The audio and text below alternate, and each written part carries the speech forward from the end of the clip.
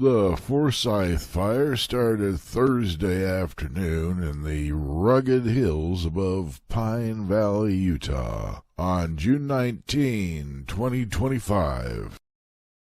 The cause was determined to be from a lightning strike several days prior during a very wet rainstorm. The tree which the lightning struck was about 40 inches in diameter, very large, and the wet wood smoldered for a couple of days before it became a hotter flame, which then moved to adjacent dry brush, and the windy conditions and dry conditions created the massive fire that we see now. Pine Valley is surrounded by thousands of acres of prime grassland, which supports ranches raising cattle and other agricultural endeavors. Many original Utah families have spent generations raising hay, cattle, and horses.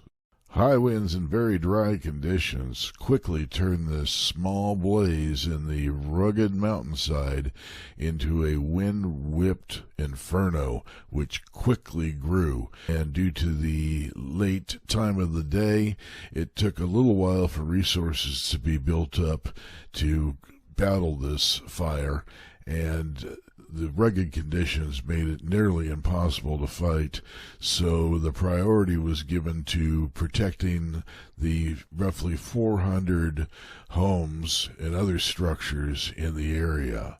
As of Sunday, 6/22/25, at least 14 to 17 homes have been lost, and many outbuildings. The fire continues to build as wind becomes strong and shifts in direction.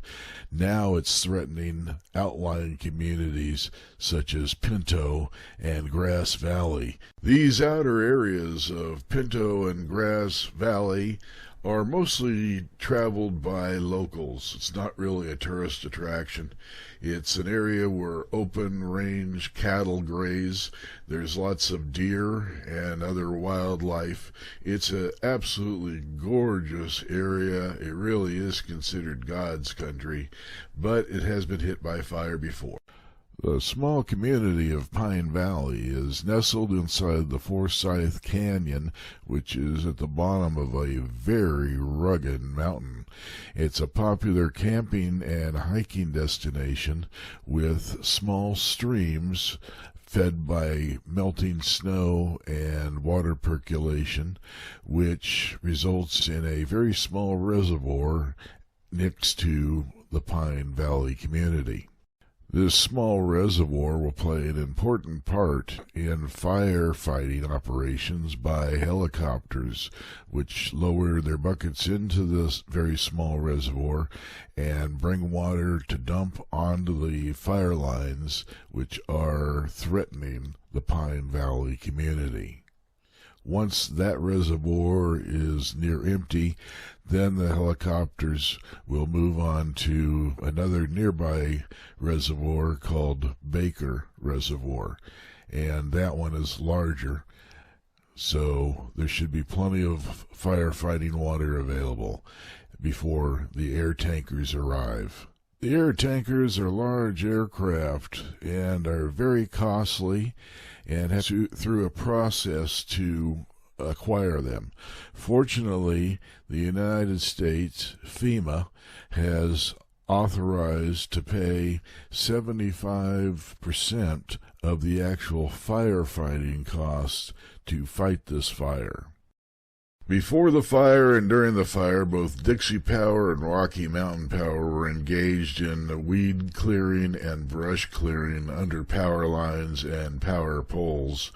When there's an active wildfire, the electric company will sometimes de-energize lines in the vicinity of the wildfire as a precaution. They try to give notice ahead of time. Locals and others are very appreciative of the constant flow of firefighting resources rolling in. The local people, the ranchers, the livestock, the wildlife all depend on the firefighting efforts, and the firefighters are working tirelessly to put out this fire.